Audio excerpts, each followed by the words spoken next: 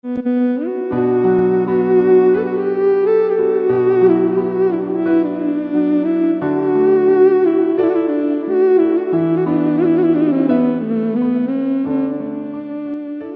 raja-raja mungkin saja dia menguasai kehidupan dunia, tapi tidak dengan kehidupan akhirat.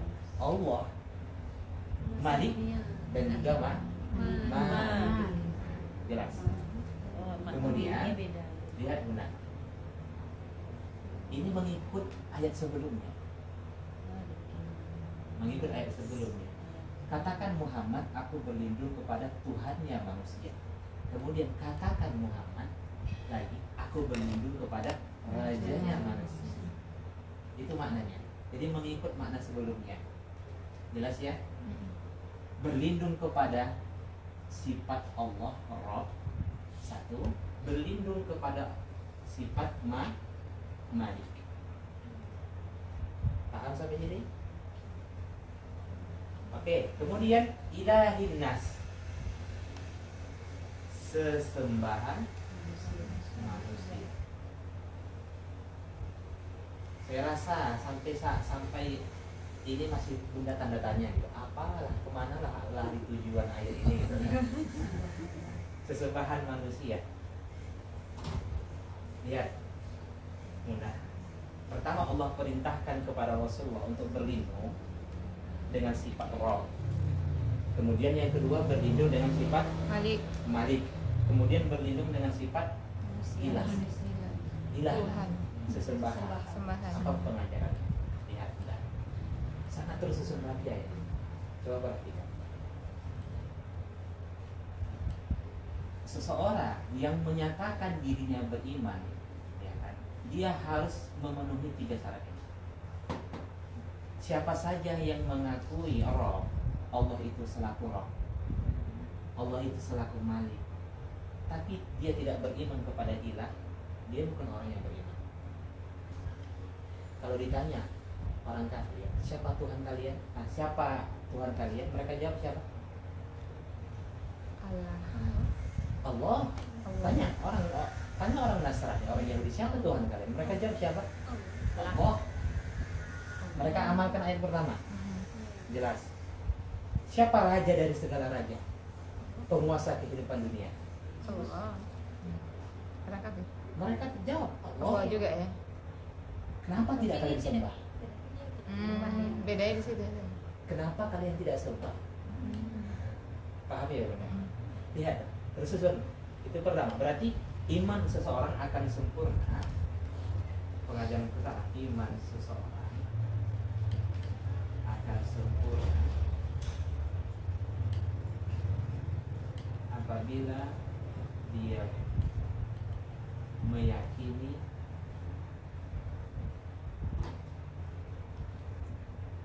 sifat Rabb, Malik, dan Ilah. Kenapa Allah itu disembah? Jawabnya apa?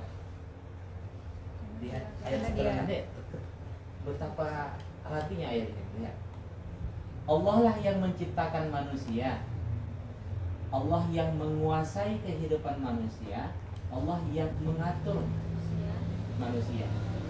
Jelas, mudah. Maka dialah satu-satunya penguasa. Maka dialah yang pantas untuk disembah.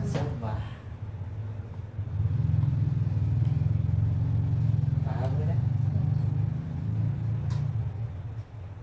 Nah, di sini rahasianya.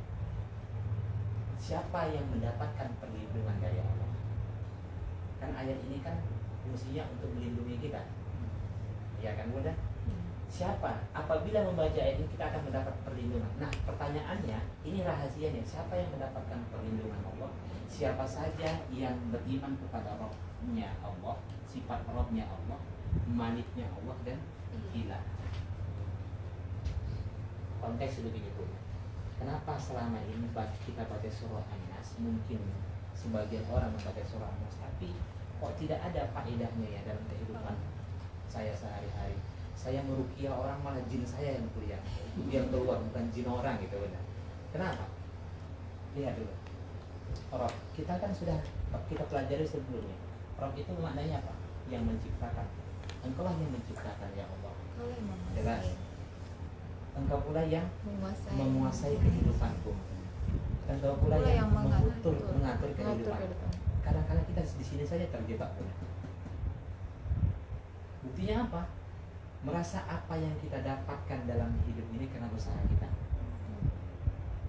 Berarti dia Kebenaran dirinya. cacat di sini udah. Meyakini bahwasanya nikmat apapun yang dia terima sebab usahanya. Berarti kenanya di sini. Oke. Anda dia sudah meyakini semua yang saya terima dalam hidup ini karena Allah lah selaku Rabb. Jelas. Yang pertama. Yang kedua, tapi merasa dirinya berkuasa dari segala-galanya.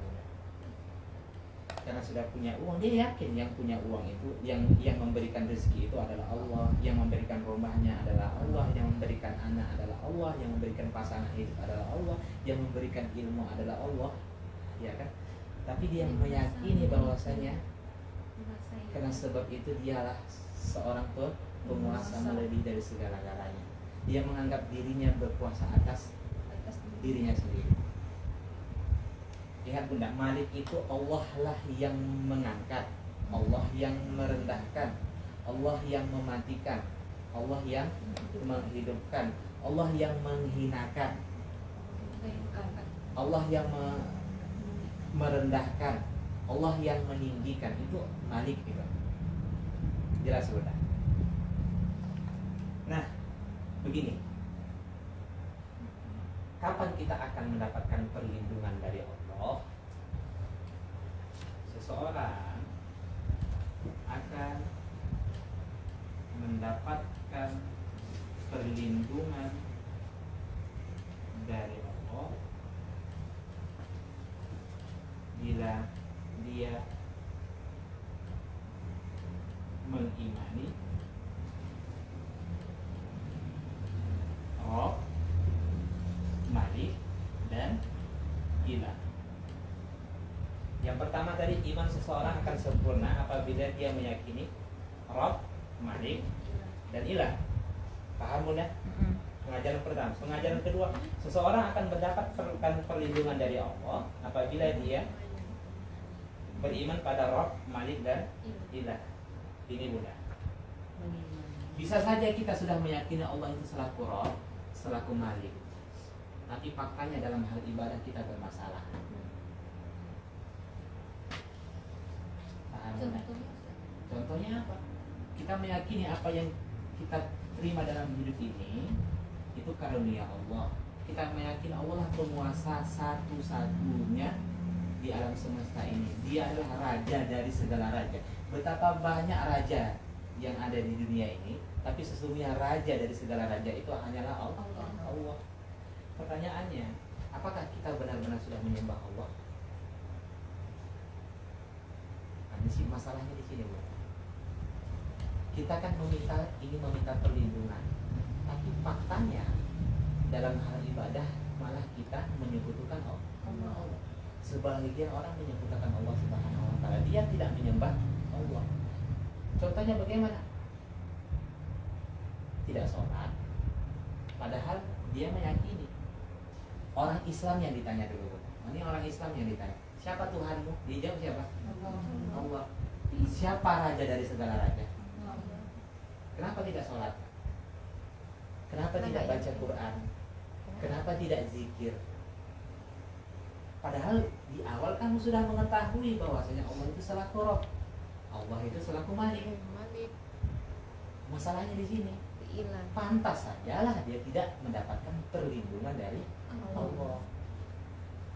Jelas. Lihat, katakan Muhammad, yakini, akui bahwasanya Allah lah selaku Rabbin Nas, raja dari segala raja. Dialah satu-satunya zat yang wajib disembah.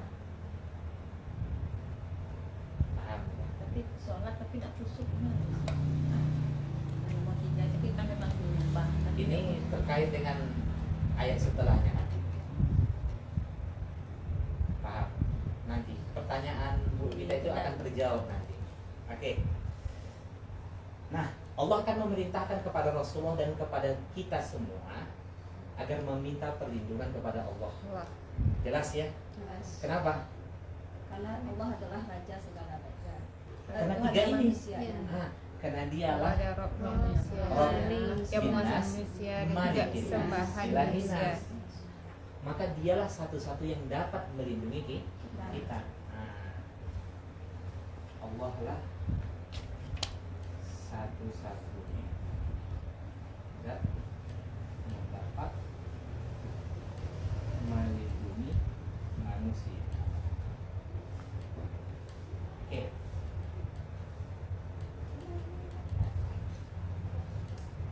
Pertanyaannya, kenapa kami harus meminta perlindungan ya Allah? Kita tanyakan Bunda. Nah, kenapa kami minta perlindungan ya Allah? Kami minta perlindungan dari siapa? Nah, ya kan? Dari siapa? Jawabnya apa Bunda? Min syarril waswasil khannas. Karena manusia itu suka. Sebelum sampai situ, Setelah tiga, Ustaz.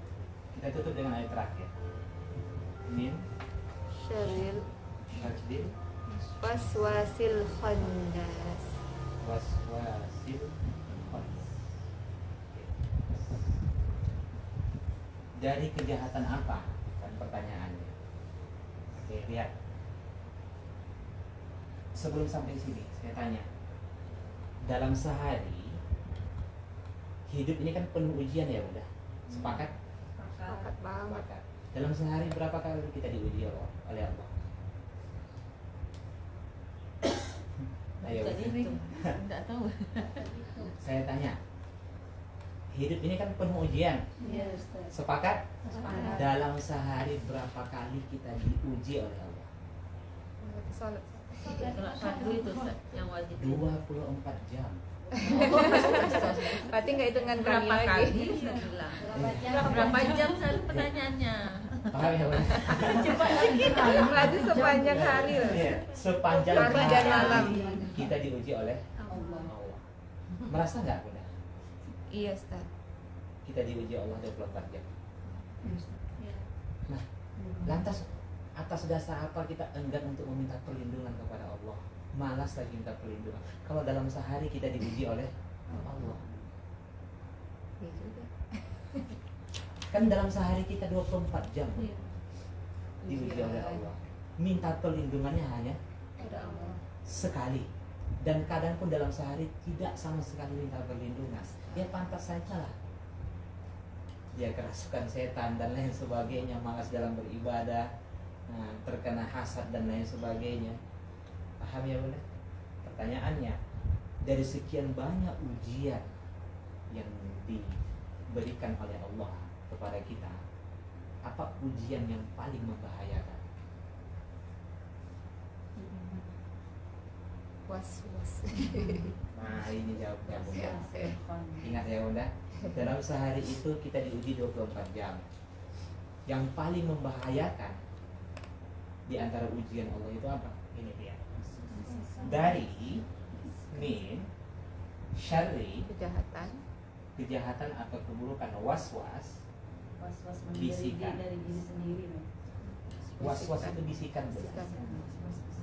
Jelas ya. Kalau kita was-was itu apa? Ragu-ragu. Orang yang ragu-ragu berarti sudah dibisik. Paham ya? Sama dengan lintasan buruk di hati tuh, Ustaz. Iya, sudah terkena tuh. Cuma nanti bedanya apa? Apakah dari golongan jin atau dari golongan manusia? Was-wasnya ya.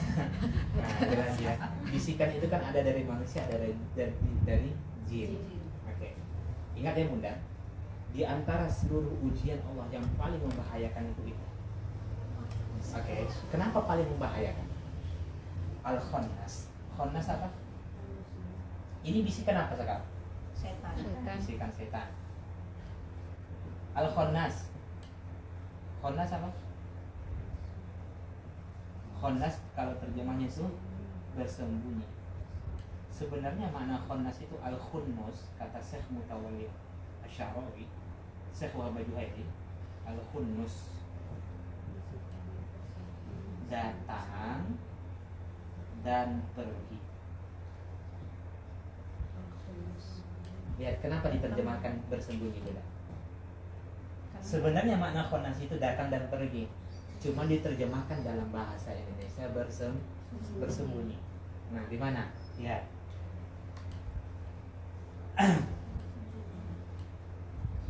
Jadi, pertanyaannya siapa yang datang dan pergi?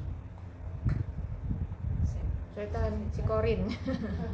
Kita belum bicara Korea. Oh, ya, belum ya. Siapa datang yang pergi? Setannya setan. Datang dan pergi itu setan. Jadi tugas setan itu datang dan Pergi. pergi. Kapan dia datang? Kalau iman lemah, ya enggak. Iman was-was lah dia. Lalai dalam mengingat Allah. Ingat kepada lalai dalam mengingat Allah. Kapan dia pergi? iman naik. Saat dia mengingat Allah. Sudah. Pergi saat mengingat. Pertanyaannya, apakah disebutkan setan itu pernah lenyap? Enggak. Tidak. Jadi setan itu datang dan pergi. Kapan dia datang? Saat manusia itu lalai dalam mengingat Allah. Oke? Kapan dia pergi? Saat manusia itu mengingat Allah. Jadi setan itu datang dan pergi, Bunda. Nah, datang dan pergi itu dia tidak hilang selama-lamanya, tidak lenyap selama-lamanya, disebutlah bersembunyi. Oh. Paham, Bunda?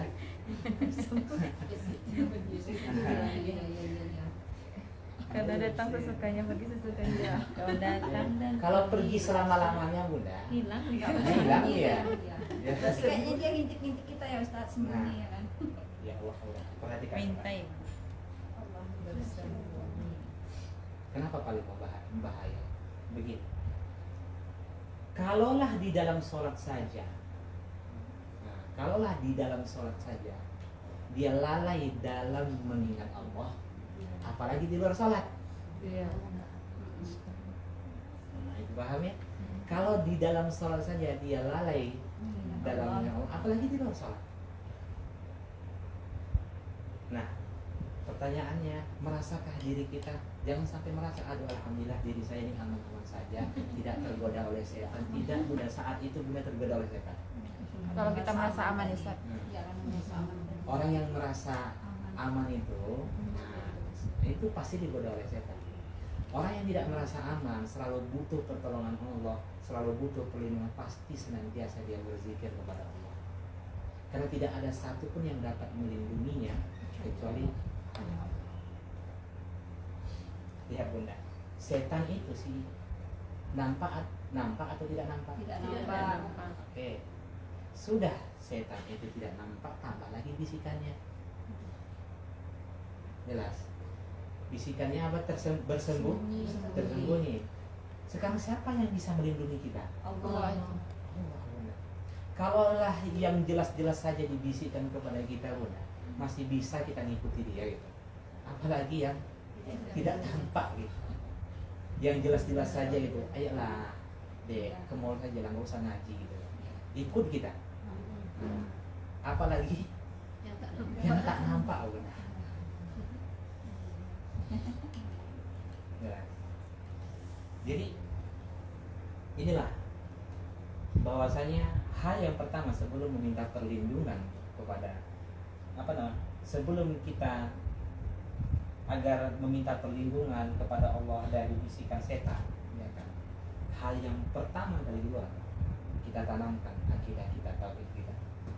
Akui bahwasanya Allah itu selaku Rabb, kemudian Malik, kemudian Ilah. Aduh, ya Allah, auzubillahi minasyaitonir rajim. Padahal tadi maghrib dia nggak sholat ya. Nampak setan dia siap sholat isya gitu kan. Auzubillah. Allahu la ilaha illa huwal hayyul qayyum la ta'khudhuhu sinatun wa la nawm. Tapi maghrib nggak sholat ya. Pantas. Dapat perlindungan kali ya? Tidak.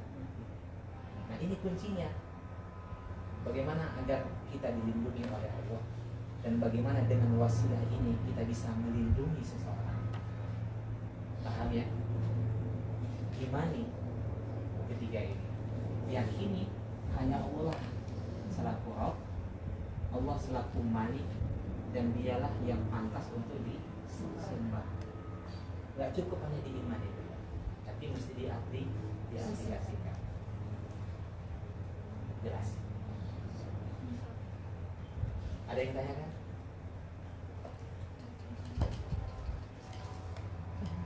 Saat menghadis, saat lagi mengingat Allah pun saat itu juga dia tergoda.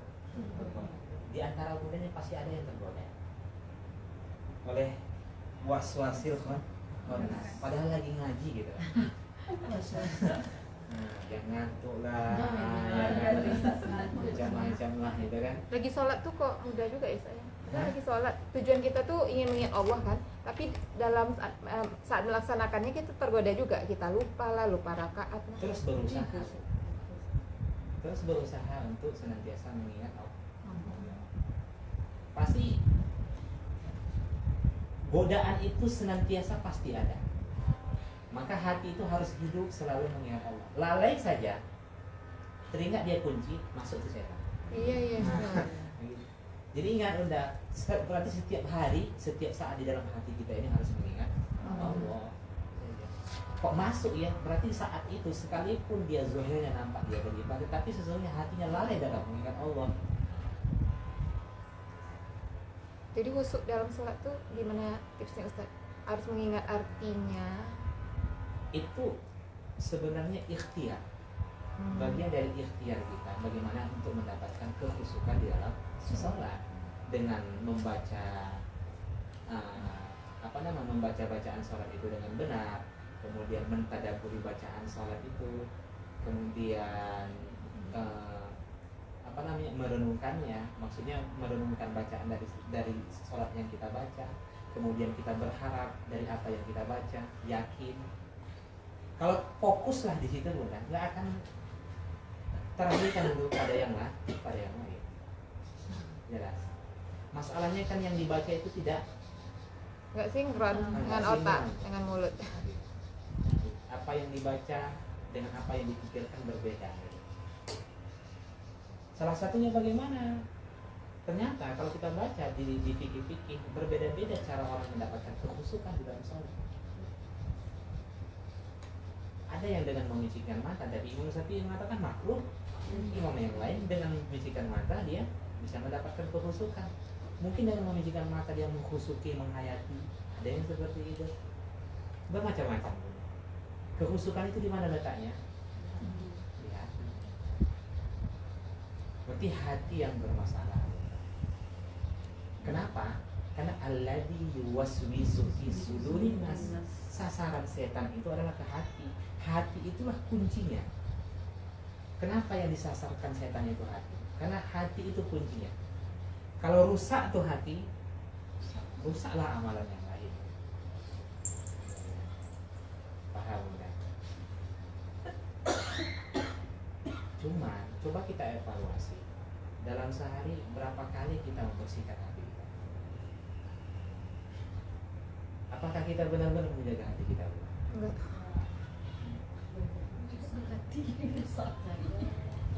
Jadi kan sering saya berikan tamsil nih, perumpamaan bagi ibu-ibu lah gitu kan, atau anak gadis, jerawat satu di sini udah, ya Allah heboh dia, hatinya kotor, diam saja, nggak ada beristighfar, memohon ampun, resah begitu, biasa-biasa saja.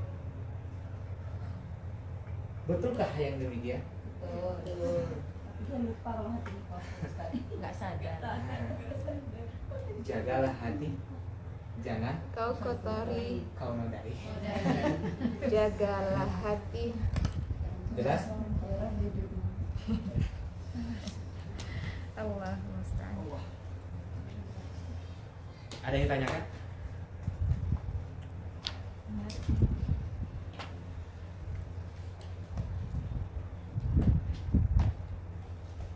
Jadi pengajaran ayat pertama tadi apa Bunda? Ayat 1 sampai 3.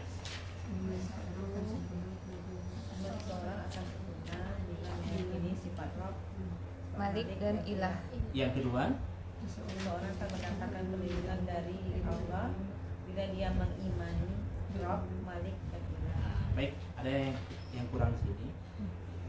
pelajaran juga bahwasanya haram meminta perlindungan kepada selain Allah. Berarti nomor 4. Iya, nomor 4. Kenapa? Ya, karena tidak ada satu pun manusia yang memiliki 3 sifat itu sekaligus.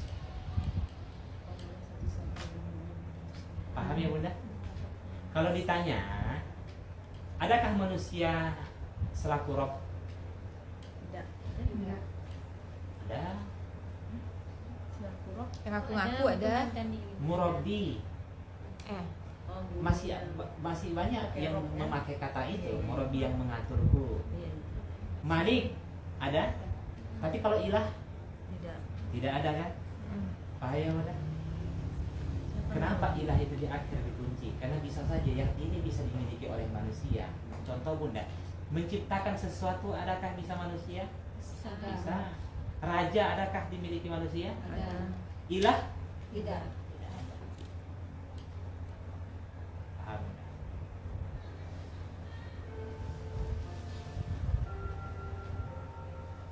Ada lagi? Nah, pengajaran ayat keempat ya, bahwa bisikan kejahatan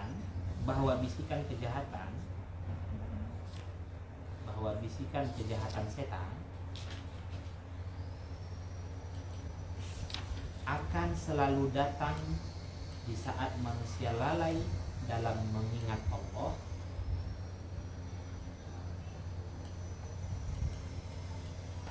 dan pergi di saat manusia mengingat Allah Subhanahu wa taala.